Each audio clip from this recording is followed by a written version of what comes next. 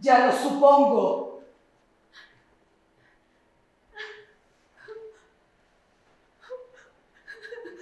No lo haré nunca más.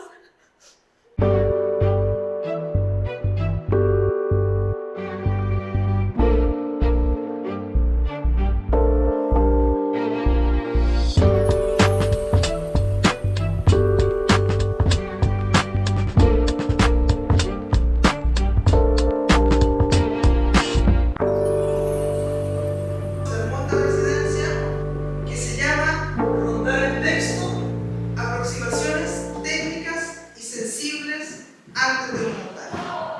Es una residencia de creación artística de carácter presencial, ¿no es cierto?, que cuenta con procesos de acompañamiento realizados por profesionales de las ciencias sociales y también de la educación somática, con la finalidad de, a través de la experimentación, elaborar una serie de ejercicios actorales que nos puedan ayudar a profundizar la idea del cuerpo en escena como un cuerpo vivo, atento y dispuesto para la interpretación actoral, renovando así con esto las habilidades y conciencia escénica de las actrices que son parte del equipo de trabajo y aplicando estos ejercicios a el texto anclaje que decimos que es Bésame Macho. Bueno, para los que no conocen la obra, esta es una obra de un español que no tiene absolutamente ninguna anotación, de nada, ni de tiempo ni de... El que se está poniendo en esta residencia en particular es antes del texto y ir viendo como ir potenciando el desarrollo actoral desde distintos lugares, profundizar en la práctica por la práctica, finalmente. Es la idea, como una especie de irse revisando, lo mismo que propone, por ejemplo, el método Feldenkrais, ¿no es cierto?, tener una autoconciencia de lo que está del movimiento, pero también de lo que está ocurriendo como actoralmente, lo que estoy haciendo, la relación con el espacio, las distancias, cómo narro también con la distancia que tomo con mi compañera o no. Es un método de aprendizaje a través del movimiento. Pertenece a la rama de lo que llamamos educación somática. La educación somática se dedica a estudiar el movimiento humano para, a través del movimiento, poder ayudar a las personas a mejorar no solamente en el aspecto físico, sino que en su existencia. Es una perspectiva de trabajo en donde consideramos que las personas, los humanos son somas, es decir, son un cuerpo que es una experiencia, por tanto no vamos a separar entre la mente y el cuerpo, sino más bien vamos a entender que somos un todo y que al mover una parte, cuando algo se mueve dentro del sistema nervioso, necesariamente va a mover al resto.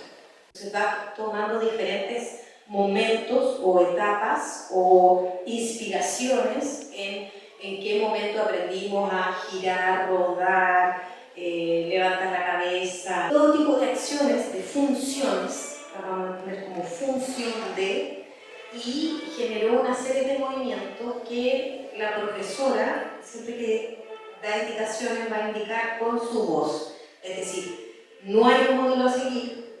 La profesora a través de la voz va dando las indicaciones de los movimientos que los alumnos, que las personas deben hacer, y las personas van descubriendo por sí mismas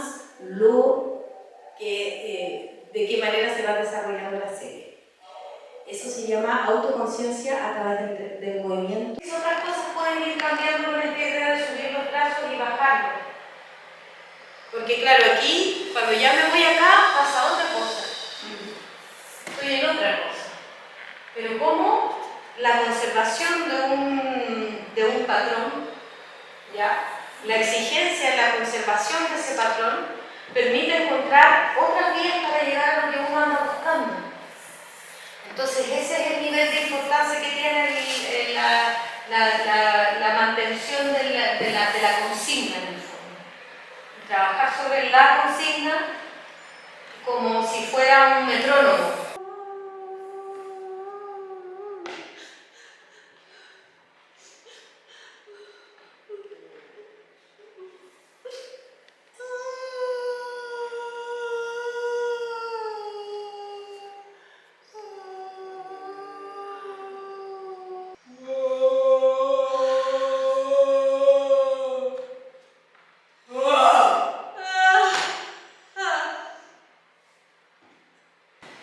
a partir como por la macro idea de qué es la crítica literaria.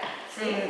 Bueno, aquí yo pongo la crítica literaria, que de manera natural se relaciona con la retórica, la poética y en general con la teoría literaria, consiste propiamente en el ejercicio de análisis y valoración razonada de la literatura.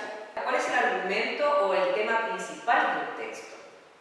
¿Sí? ¿En qué otra cosa nos podemos fijar? ¿Cuál es la estructura? ¿Cómo está organizado este texto? Seguridades y deseos en un contexto social que a menudo es hostil hacia la diversidad sexual.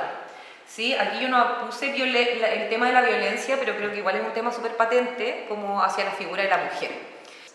Que lo que está pesando es la relativización del género de la mujer.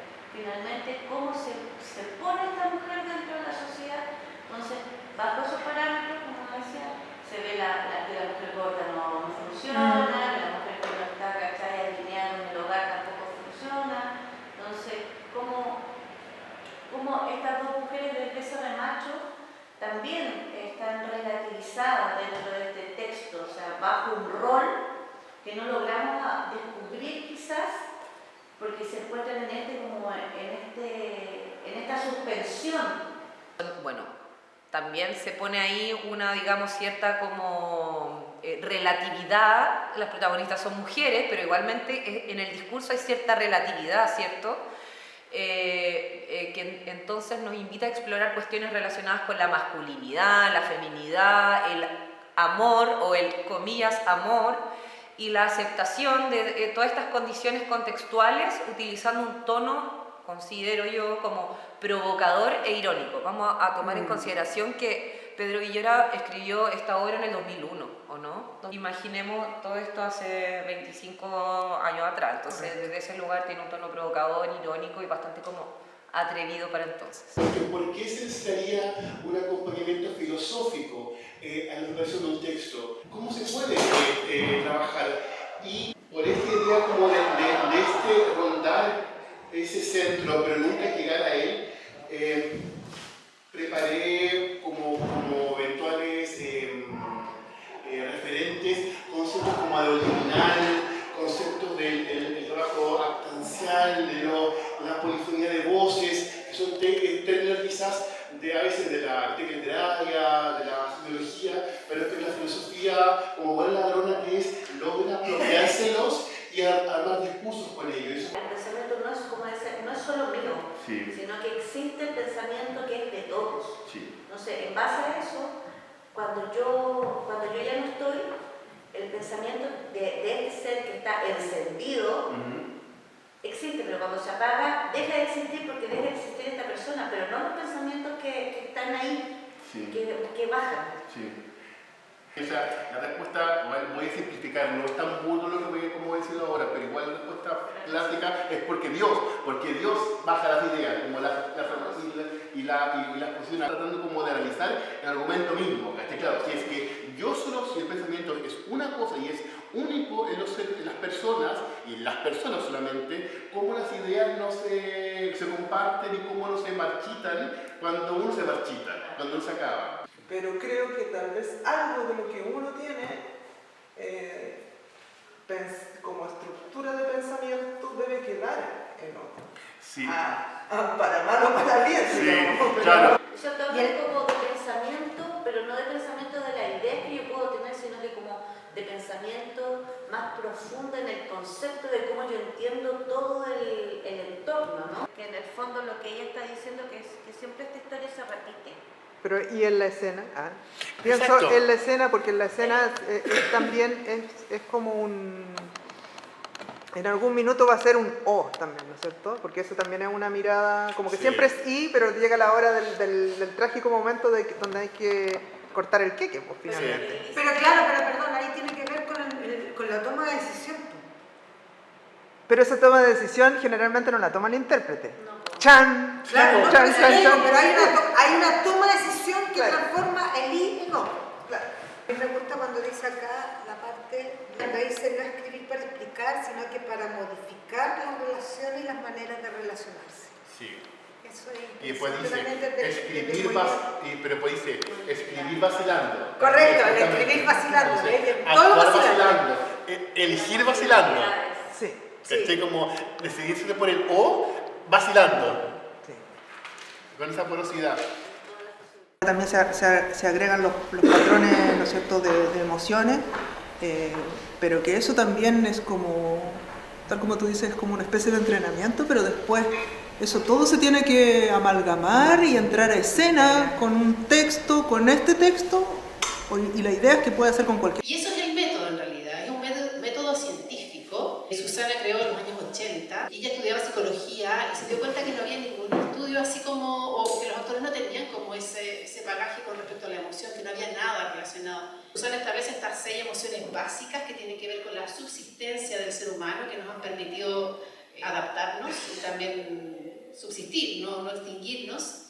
Y además estas 6 emociones tienen estos patrones respiratorios, o sea, el método se basa en 3 puntos que tienen que ver con el patrón respiratorio, el eje corporal y el gesto. Alegría, tristeza, rabia, hay los 4. Y yo les pregunto porque normalmente uno como que tiene como que coincidimos en esta. Estas 4 son las que siempre aparecen. Bueno, Susana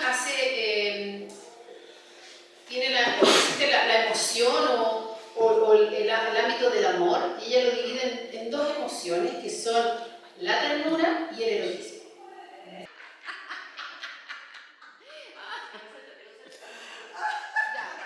Partimos.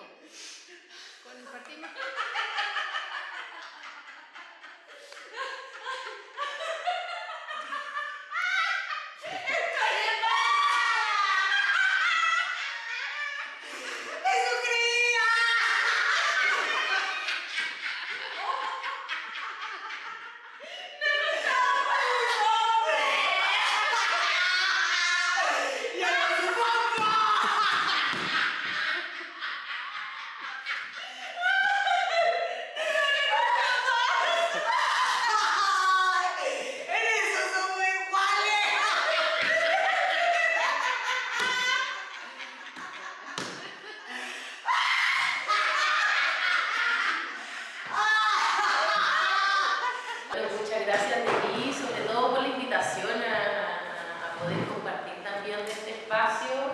Interesante poder también compartir más allá de la academia, ¿no? A veces estamos muy como encerrados en nuestros propios papers. Pero elegí 2 textos, uno de Silvia Federici y uno de Hilary Hiner, que bueno, Silvia Federici es italiana, trabaja en Estados Unidos, y Hilary Hiner, que es historiadora. O sea, como todo esto sigue estando de alguna manera como muy modernizado, ¿cierto? Son pantalones, no sé qué, la mujer mayor tampoco es mirada así como un objeto de vergüenza, sino que también tiene su quehacer, pero cómo siguen en nosotras esas cosas también atálicas. ¿Cómo siguen? ¿Cómo las sacamos aquí de esta edad media con ese tipo de sensaciones, de discriminación, de machismo? Eso a mí me encantó, de cómo sacamos de nuestra cabecita. Es un poco lo que uno, un poco yo hago esa asociación con el tema de cuando en la dictadura se abolió el aborto, que existía acá en Chile. Y en el fondo como que uno de los subtextos que uno lee ahí es que el aborto siempre estuvo dispuesto para quien tiene medio. Por lo tanto, el aborto era una medida precautoria de no dejar de tener mano de obra barata, en el fondo. Estando de acuerdo con casi todo lo que se ha dicho acá, y yo creo que también la invitación, pienso yo, que nos hace este texto es a pensar todas estas violencias, ¿no?, patriarcales que han existido de muchas maneras en distintos contextos históricos, en distintas épocas, pero ¿qué es lo que la hace particular de esta época que se acaba de inaugurar de acá? Yo creo que la invitación, o mi lectura por lo menos también de este texto, es a pensar qué es lo que tiene de particular, o cómo es posible que eso exista en estos contextos que se supone ya habíamos llegado a ciertos mínimos comunes, ¿no? Que finalmente vivimos en una apariencia de igualdad que no es así. Entonces de ahí vienen de nuevo estas modificaciones que nos llevan a construir todo esto que es la política, la sociopolítica o la religión también, que está muy dentro, que ya no es como, somos Chile, un país gobernado religiosamente, no, pero sí somos políticamente religiosos. Después dice, bueno, cambia la forma en que se produce, ya no basta con solo tener hijos al mundo, y en realidad necesitamos hijos que efectivamente puedan resistir, por ejemplo, el uso de una maquinaria pesada. La idea de la dueña de casa, como la mujer que está ahí en la casa, así haciendo todo por su marido, por su hijo, para siempre y feliz, ya cambia de hecho el significado, o sea, como mitología, no como ideología, cambia el significado de qué son las mujeres. Estamos llegando en realidad, estamos en un camino a definir cómo vamos a hacer nuestro proceso de conexión y calentamiento o de training para ingresar al ejercicio del texto y de encontrarnos. Entonces hemos pasado por varias dinámicas y ahora hemos encontrado que el espejo funciona mucho más en nosotras porque nos conecta más. Para mí hace un ejercicio tremendamente retador. y cómo el movimiento fluye y se mantiene y evito siempre... Ya, ¿qué pasa con este brazo? O sea, si el brazo de atrás, ¿qué pasa con mi cabeza? ¿Qué pasa con la cadera? ¿Qué pasa con el pecho? ¿Qué pasa con la rodilla? Entonces, el poder trabajar simplemente que tu cuerpo siga el movimiento. Y en el fondo, para lograr eso, ponte tú seguir las líneas arquitectónicas que te llevan a niveles, y en la medida que vayas dándole calidad, le vas dando ritmo, que le vas dando otras texturas a ese movimiento, el mayor reto para mí es mantener todo mi cuerpo en ese movimiento. Porque la disociación del cuerpo está muy marcada en nuestra cultura. Yo creo que ha sido un conocimiento que, como les comentaba antes, cosas que nosotros sabemos, pero no las tenemos así como, ok, esto es lo que sucede. Uno lo hace nomás. Entonces de repente así esto, pero te quedaste acá y porque estás mirando para allá y la cabeza se te contracturó. Y ahora no, ahora sabemos que si el brazo para allá, tengo que dejar que mi cuerpo también se mueva para allá. Como la Dani dice, el hacer nada también es hacer mucho, ¿no? Entonces ya esto, yo ya me estoy moviendo, podría hacer esto, pero queda así como... Y eso es Entonces, claro, entonces es eso, me voy hacia allá. Entonces, la parte del inicio es como la de Inés cuando nos dio la instrucción, sigue la estructura, eso era como para quebrar un poco, ir a la mímica. Porque generalmente cuando te dicen muévete, uno hace el cajón, servirse el té, tomar, y no, porque la idea no es hacer la mímica de que me sirvo el té, me lo tomo, sino que cómo se desplaza el cuerpo en el espacio. Me hizo recordar un ejercicio de dirección en el cual te pasaron un texto que tú no sabías de dónde lo habían sacado. Era un texto de un hombre que se llamaba King Kong. Y había un trozo y cada cual, digamos, cada director tenía que hacer el montaje de ese texto. Entonces eso es interesante porque una cantidad de lectoras. Como lindo el ejercicio de ver cómo cada una podía darle una emoción diferente. Como las mismas palabras toman otro significado con una distinta emoción. Cómo se siente también como espectador el ver eso, el ver cómo se puede ir, al ver reflexionar sobre lo mismo, cómo uno actúa a lo mejor en el movimiento. He venido sola.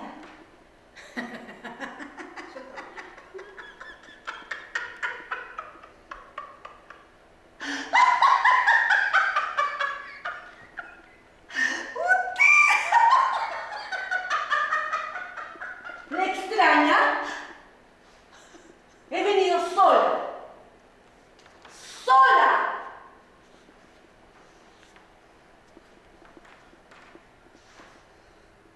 Lo prefiero así. He venido sola. Yo lo prefiero así. Pero espera, No me preguntes. No. ¿Por qué me pregunta? ¿No? No espero a nadie. Nunca espero a nadie. Nunca espero a nadie. Espero a alguien, sí. Pero no sé a quién. Nunca. A nadie. Por lo menos a nadie He conocido. venido sola, sabe que lo prefiero así. Y esperar. No me pregunto, no. No espero a nadie. En realidad nunca espero a nadie.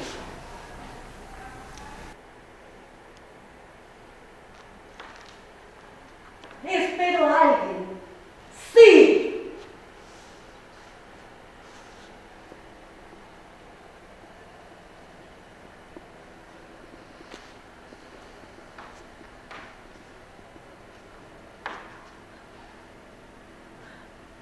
Pero no sé qué. He venido sola, sola, lo prefiero así. Y esperar, No me pregunte. No, no espero a nadie. Nunca. A nadie. ¿Sabe qué? Por lo menos a nadie conocido. ¿Y alguien como yo? Por lo menos a nadie conocido.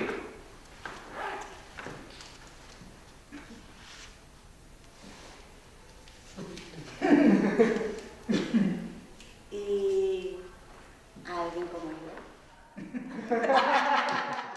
Por lo menos a nadie conocido. ¿Y alguien como yo? Ni cagando. Nunca.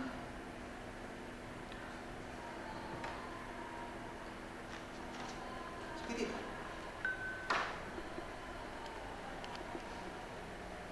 A nadie.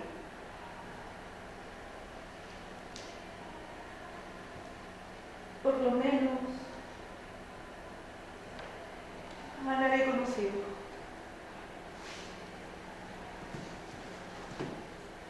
¿Y alguien como yo?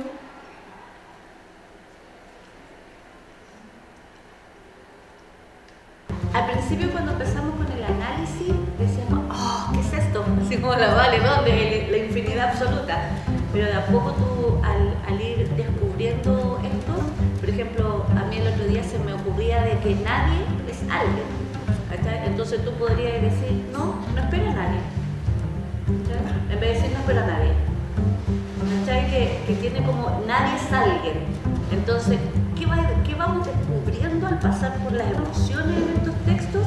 Que nos dan pistas o quizás nos engañamos nosotros mismos con las pistas, pero como que de a poquitito siempre vas encontrando algo más en este texto que